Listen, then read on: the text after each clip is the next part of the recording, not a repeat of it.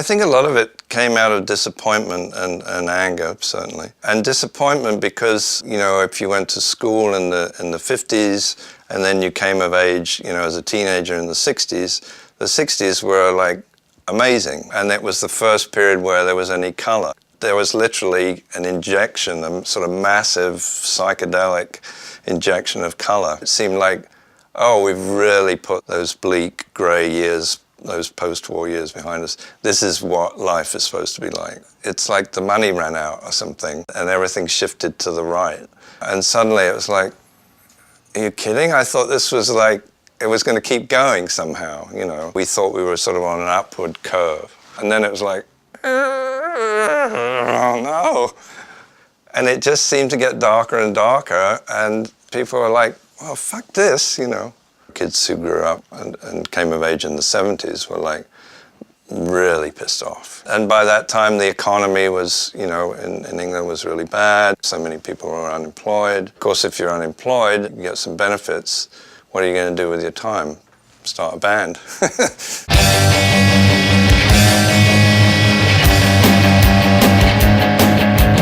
No one quite understood what the fuck was going on, which is what was so exciting about it. And then it just caught on fire. Not just a victim of his bloody age! Well, I went to art school in England at the same time, more or less, as Penny and G. Forger. When Penny left art school, he was looking for a place to live in the country, and he found this, you know, really run-down farmhouse and started fixing it out with some other people. I live there because it's somewhere I love, and it's with people that I love.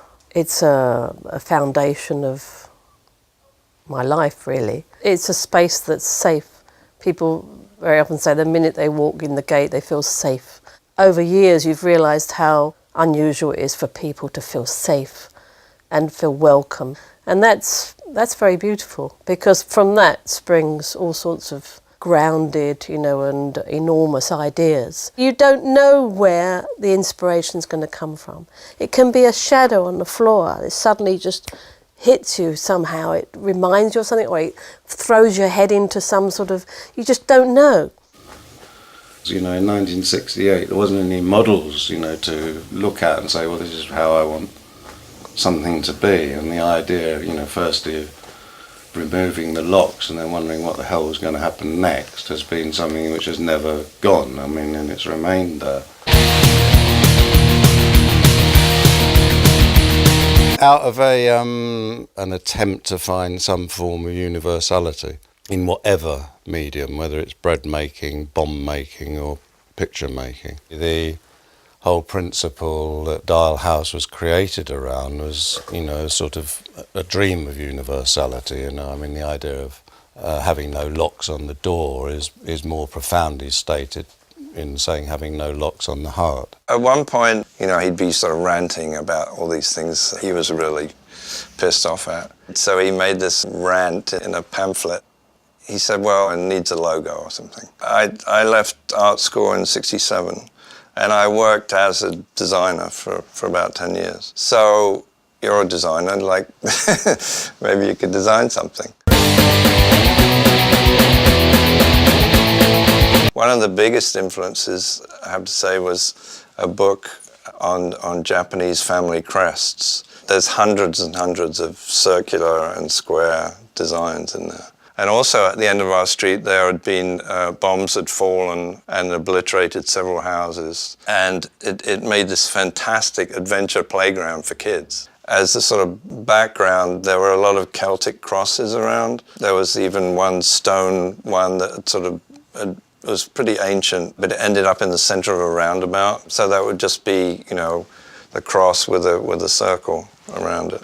So that's the first sort of graphic thing that I noticed. You know, all art is plagiarism, you know, and that's what's so exciting and wonderful about it. You take something and you push it up a different avenue and you make it, you know, say some more. And I think that one of the signifiers that came from the general philosophy of the house into Crass, and all the other activities that have ever gone on there, was this attempt to blend the two words were truth and beauty, and really to develop that into sort of universal form.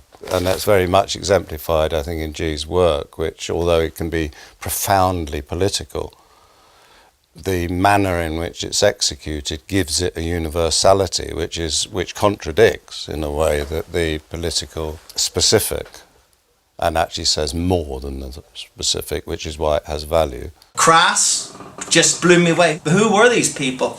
Put the gatefold open, Jesus on a cross. Jesus died for his own sins, not mine. I was like, fuck you. This is fucking it. I come up from the slime manufacturing grind, where all my friends dads are serving their time. It went very quickly.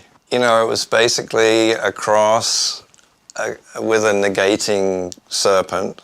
Then it's like, well, what do you do with a serpent? Do you have a head and a tail? Or do you make it sort of symmetrical?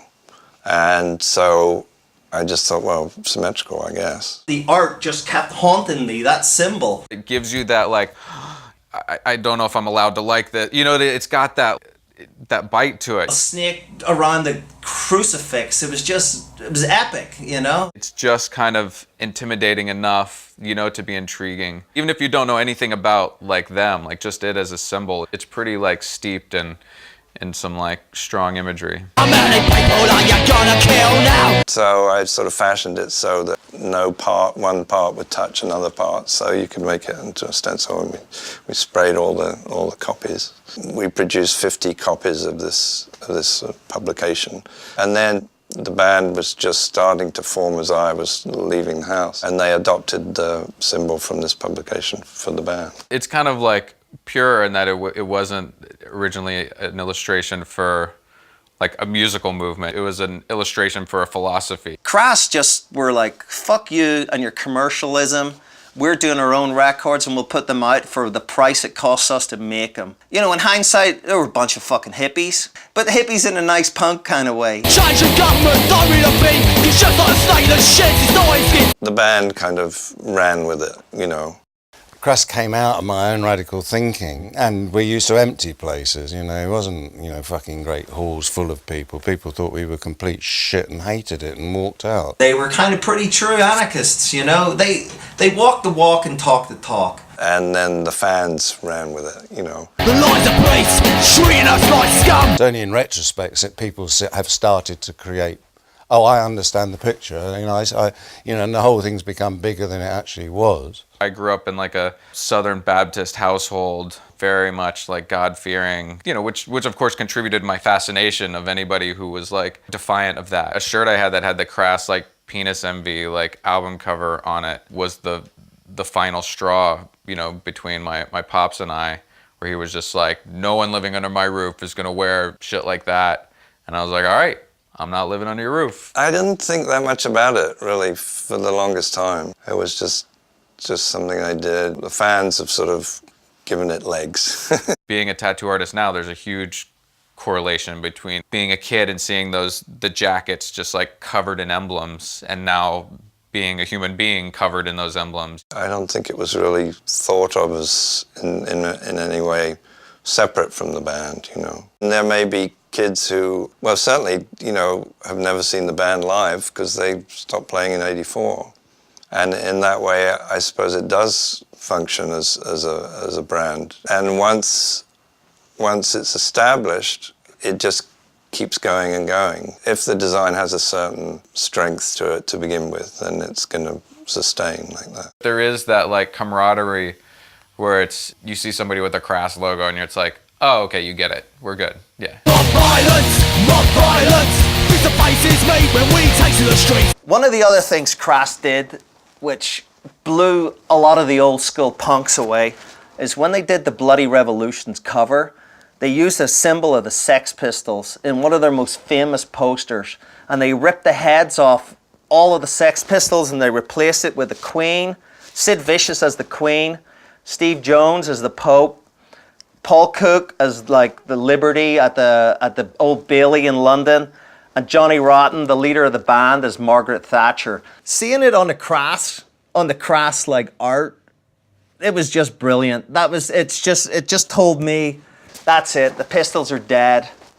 Pistols are dead. Bombs don't discriminate, there's no compromising. If you're envisioning like a tough punk rock persona, a British graphic designer is the last thing that comes to mind. You know what I mean? Like, I live not far from Haight Street. You know, there's still old style punks on Haight Street. And every now and again I'll see someone wearing the Crass symbol. And I'll think, oh, I should go and say hello. Or, you know, I should say, oh, excuse me, young man, do you know that I designed that logo? And they'd be like, piss off, Granddad.